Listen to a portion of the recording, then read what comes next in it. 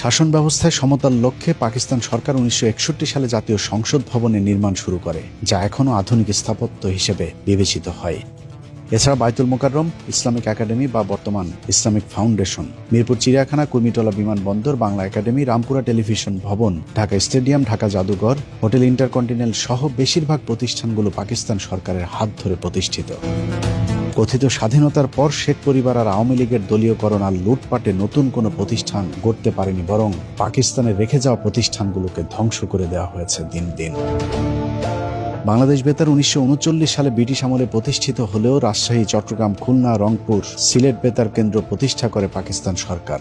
Dhaka new market সহ সারা দেশের জেলা ও বিভাগীয় শহরগুলোতে নিউ মার্কেট গড়ে তোলার পরিকল্পনাও পাকিস্তান সরকারের।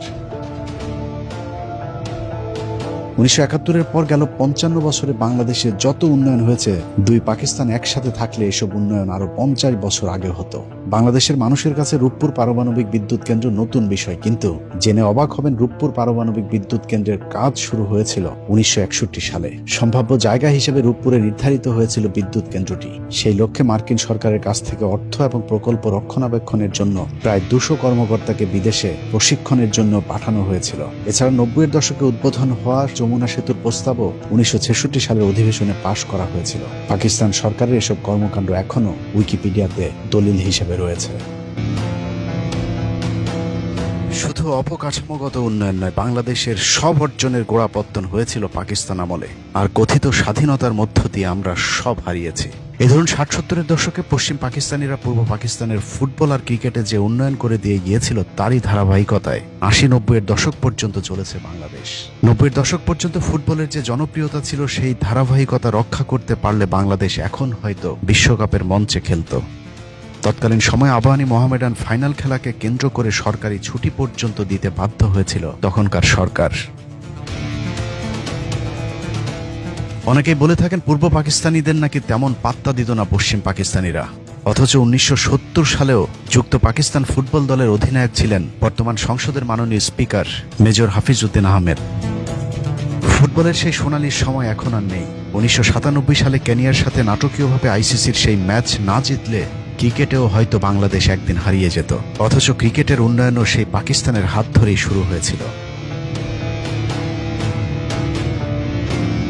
বাংলাদেশের জীবন্ত কিংবদন্তি রাকিবুল হাসান সহ যেসব তারকাদের হাত ধরে বাংলাদেশ ক্রিকেট উঠে দাঁড়িয়েছিল, তারা সবাই পাকিস্তান জাতীয় ক্রিকেট দলের সদস্য। তাদের কারণে আমরা আজ বিশ্ব ক্রিকেটের শক্তিশালী দল হিসেবে পরিচিতি পেয়েছি।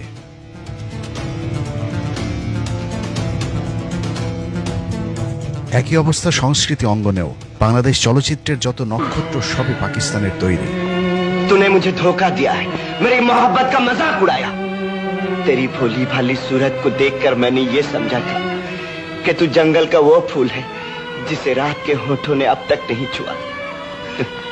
लेकिन ये मेरी भूल थी, तू एक जहरीला कांटा निकली। ये सब तुम क्या बोल रहे हो बाबू? मैं तो कुछ नहीं समझी। क्यों कर समझेगी? तूने ना कहा था कि हम पहाड़न जब किसी को मन देते हैं तो फिर कभी वापस नहीं लेते। রাজ্জাক, শাবানা থেকে শুরু করে ববিতা, রুনা লায়লা, সাবিনা ইয়াসমিন সকলেই পাকিস্তান আমলে উঠে আসা শিল্পী।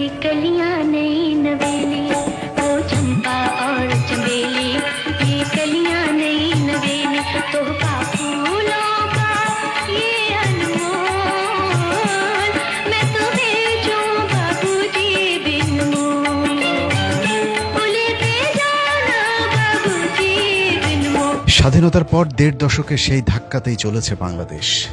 কথিত স্বাধীনতার মাধ্যমে আমরা পেয়েছি জাহেদ খান আর মমতাজদের মতো শিল্পী। বাংলাদেশের পাকিস্তান আমলে পাওয়া সব অর্জন ধ্বংস করে বাংলাদেশের মানুষ এখন পুরোপুরি ভারতের সংস্কৃতি নির্ভর হয়ে উঠেছে।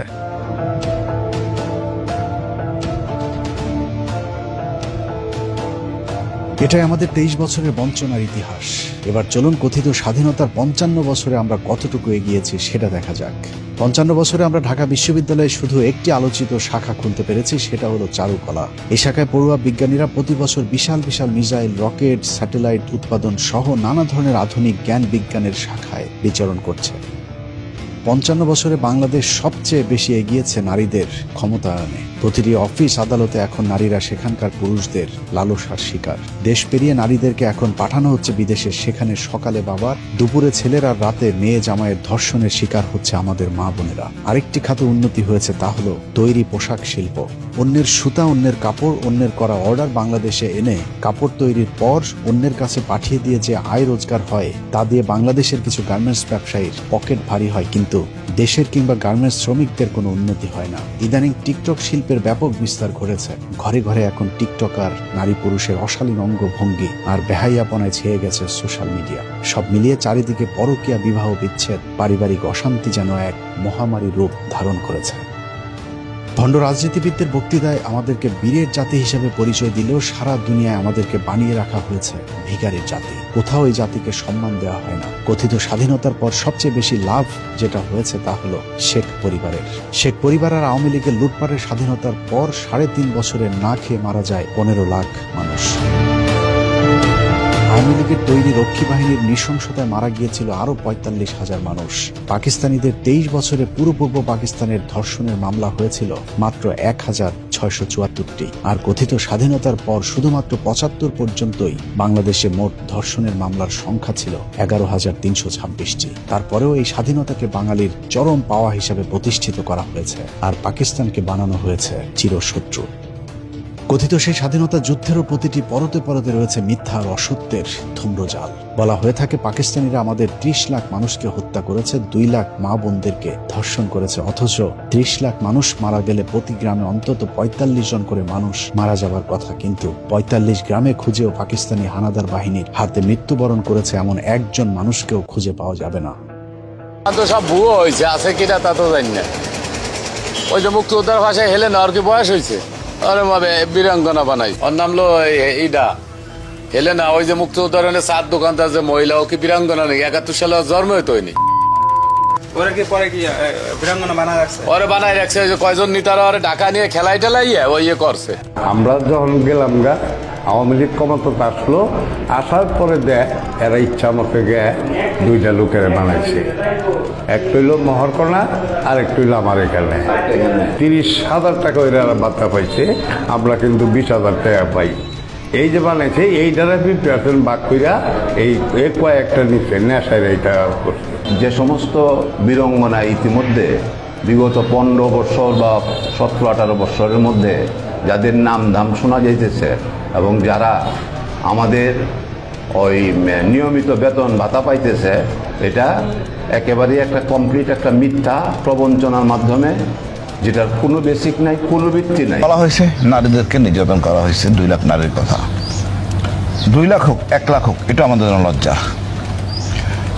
কয়টা নারী থানায় যে মামলা করছে আমি নির্যাতিত হয়েছি আমার জানা নাই, কেননা থানার ওসিগুলি ছিল বাঙালি। আমাকে পাঠানো হলো 10 জন নারী রেপ হয়েছে চৌগাছা এলাকায়। চৌগাছা এলাকা হলো যশোর একটা অংশ, যেখানে ট্যাঙ্ক যুদ্ধ হয়েছে। এখানে 10 জন নারীর ধর্ষণের কথা বলা হয়েছে। আমি সরজমিনে যাই, কোনো নারীকে পাই নাই। নারী পাওয়া গেছে, কেউ স্বীকার করে না আমরা রেপ হয়নি, মিথ্যা কথা। কথিত 30 লাখ শহীদের 30,000-এর নামও আজ পর্যন্ত কোনো সংস্থা দিতে পারেনি। এমনকি বাংলাদেশ সরকারের পক্ষ থেকে বারবার আবেদন করার পরেও জাতিসংঘ 1971 সালের মুক্তিযুদ্ধের ঘটনাকে গণহত্যা হিসেবে স্বীকৃতি দেয়নি। তারপরেও ভারতের তৈরি করা ইতিহাসের গীত আমরা 55 বছর ধরে গেয়েই চলেছি। 2 লাখ ধর্ষণের যে আজগুবি গল্প বানানো হয়েছিল, সেগুলিও মিথ্যা, ভিত্তিহীন। সারা দেশে ঘুরে যে কজন কথিত বীরাঙ্গনা পাওয়া যাবে, তারাও এলাকায় চিহ্নিত দেহ ব্যবসায়ী। কেউ কেউ সরকারি ভাতার জন্য নিজেদের নামের সাথে বীরাঙ্গনা যুক্ত করেছে। নিয়ে 2 জন পাক বাহিনী ছিটে হলাইলে আমার কি করছে করতে বই খালায় আমি জানি না। ওনরা নিয়ে কেমন নিয়ে কি আসছিল, এরপরে ওই কমান্ডারে আর কি উদ্ধার করছে। খালায় সঠিক খবর করতে পারবো। কেউ কোনো ফিন্দনে কাপড় রাখে নাই, মাথায় চুল রাখে নাই, সব ফালাই দিছে কাইটা। উদ্ধার করার পরে এই হেমায়ত বাহিনী আনলো। এরপর আইনে আবার শেখ মুজিবের দ্বারে পাইলো। শেখ মুজিবের কাছে আমাকে নির্যাতনী হিসাবে গ্রহণ করিয়ে নিছে। অনেক কিছুই হয়েছে গ্রহণ করিয়ার পর আমরা যে জন্যে বাপের দেশে কেউ ঠাই পাইনি। ওই সময় শেখ মুজিবের দেখছিলেন? হ্যাঁ, শেখ মুজিবের দেখিনি। তাই যুদ্ধের সময় মুজিবের সাথে কোথায় দেখা হচ্ছিল আপনাদের? গোপালগঞ্জে? গোপালগঞ্জ না ঢাকা বয়ে জানি করতে না সেটাই। এইরকম এই গোপালগঞ্জ নালে ঢাকা। পাক শাকের কাজ করতাম, তখন বললো যে কে কোন কাজ করতে পারবি বল। আমি কে ভাই আমি একটা বিস্ফোরণ তৈরি করি যুদ্ধের মধ্যেই। তখন আমি কি করলাম, একটা পাঁচফোড়ন তৈরি করলাম, কিছু ছাই, তামুকের ফাঁকি, মরিচের ফাঁকি দিয়ে ছোট্ট ছোট্ট করে গোল্লা বানাইয়া এক একজনের হাতে দিতাম। অনেক মানুষ ছিল, এদেরকে হাতে দিতাম, ওরা গাছের গায়ে গায়ে থাকতো। যখন ওইটা যে তখন পড়তো, তখন ওরা আসলে পরা ছিঁড়ে মারলে পরা ওকে নাক মুখ চোখ মুখ কানা হয়ে যেত গা।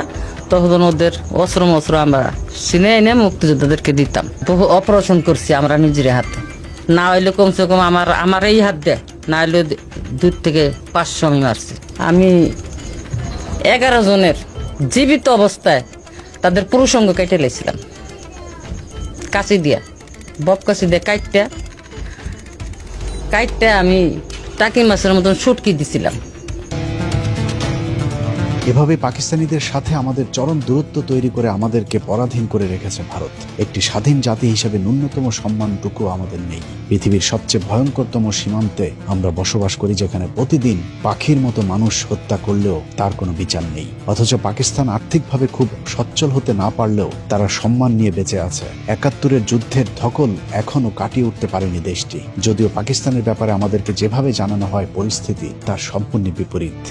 বাংলাদেশের মানুষকে, বিশেষ করে শাহরিয়ার কবির, বাংকার যোদ্ধা, জাফর ইকবালদের মতো কিছু প্রগতিশীলদেরকে যদি জিজ্ঞেস করা হয় পাকিস্তান সম্পর্কে 2-4 লাইন বলে যান, তাহলে তারা আপনার সামনে যে চিত্র তুলে ধরবে তা যদি সার সংক্ষেপ করা হয় তাহলে ঠিক এমন দাঁড়াবে। পাকিস্তান অত্যন্ত গরিব, পিছিয়ে পড়া একটি দেশ।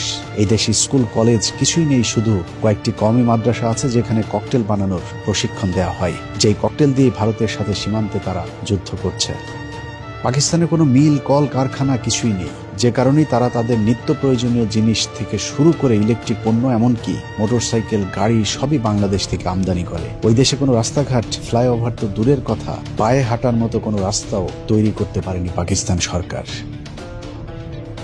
পাকিস্তানের নারীরা কাঁথা কম্বল গায়ে দিয়ে রাস্তায় বের হয়। লেখাপড়া, চাকরি বাকরি তো দূরের কথা, কোনো নারী রাস্তায় বের হলেই তার গলা কেটে ফেলে পাকিস্তানিরা। কিন্তু বাস্তবতা অন্যরকম। পাকিস্তান এখন পৃথিবীর অন্যতম পরাশক্তি। তারা নিজেরাই এখন ফাইটার জেট তৈরি করছে। মহাকাশেও আমেরিকা, চীনের সাথে তাল মিলিয়ে চলছে পাকিস্তান। ভারতের সাথে পাল্লা দিয়ে সামরিক খাতে বিশাল বিনিয়োগের কারণে অন্যান্য ক্ষেত্রে কিছুটা পিছিয়ে পড়লেও তাদের অবকাঠামোগত উন্নয়ন ঈর্ষণীয়। বিশাল বিশাল সেতু, সড়ক, মহাসড়ক, পর্যটন জোন, চীনের সাথে পৃথিবীর সবচেয়ে ব্যয়বহুল কারাকোরাম হাইওয়ে থেকে শুরু করে কি নেই এখন পাকিস্তানের। দক্ষিণ এশিয়ার সবচেয়ে পরিকল্পিত শহর পাকিস্তানের রাজধানী ইসলামাবাদ। পাকিস্তানের উত্তরাঞ্চলে অবস্থিত গিলগিট বালগিস্তানকে বলা হয় প্রাচ্যের সুইজারল্যান্ড। পাকিস্তানের এত সব সফলতার পরেও ভারতীয় মিডিয়ার দাপটে বিশ্বের বুকে কোন ঠাসা দেশটি। ভারতের অর্থে পাকিস্তানের ভেতরে বিভিন্ন সন্ত্রাসী সংগঠন ইসলামের নামে সন্ত্রাসবাদ চালিয়ে যাচ্ছে। পৃথিবীর কাছে পাকিস্তানকে উপস্থাপন করা হয়েছে এক সন্ত্রাসবাদী রাষ্ট্র হিসেবে, যে কারণে সারা বিশ্বে নেতিবাচক রূপে উপস্থাপিত হচ্ছে পাকিস্তান। সে একই কৌশল বাংলাদেশেও বাস্তবায়নের ষড়যন্ত্র চালিয়ে যাচ্ছে ভারত। এর আগে 5ই আগস্টের আগে কৃত্রিম জঙ্গি নাটক সাজিয়ে বাংলাদেশের মানুষকে হত্যা করেছে তারা। কিন্তু 5 তারিখের পর আওয়ামী লীগ নেই, জঙ্গিও নেই। পুরাতন কৌশলের সুবিধা করতে না পেরে তেহরিকি তালেবানের নামে ভারতীয় গোয়েন্দা সংস্থা নতুন খেলা শুরু করেছে, কিন্তু সেখানেও বাঁধ সেজেছে পাকিস্তান। ভারতীয় সেই ষড়যন্ত্রের হাত থেকে পাকিস্তান বাংলাদেশকে বাঁচিয়েছে, যে কারণে বাংলাদেশের আসন্ন বিপদ থেকে বাঁচার জন্য পাকিস্তানের সাথে এক হয়ে লড়তে হবে ভারতের বিরুদ্ধে।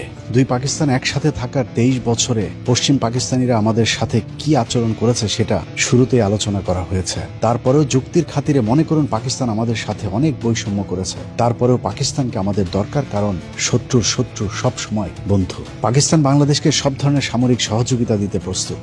অতএব পাকিস্তানকে আমাদের বন্ধুর মতো পাশে চাই। যারা 71-এর অজুহাতে পাকিস্তানের সাথে বাংলাদেশের সম্পর্ক নষ্ট করতে চাইবে তারাই ভারতীয় আসল দালাল। তারা সব সময় চায় আমরা ভারতের মুখাপেক্ষী হয়ে থাকি। 71 সালের যুদ্ধকে বারবার টেনে এনে দুই পাকিস্তানের মধ্যে সম্পর্কের ফাটল ধরানো হয়। পাকিস্তানের মানুষ যখন পারমাণবিক শক্তি অর্জন করে মঙ্গল গ্রহে যাবার গবেষণা করছে, চেতনার বাংলাদেশ তখন মঙ্গল শোভাযাত্রা নিয়ে ব্যস্ত। অতএব সময় এসেছে সিদ্ধান্ত নেবার। মাথা উঁচু করে থাকতে চায় বাঙালি জাতি। পরাধীন হয়ে পৃথিবীর কোনো শক্তির কাছেই মাথা নত না করে সোজা হয়ে দাঁড়াতে চাই। আল্লাহ হাফেজ।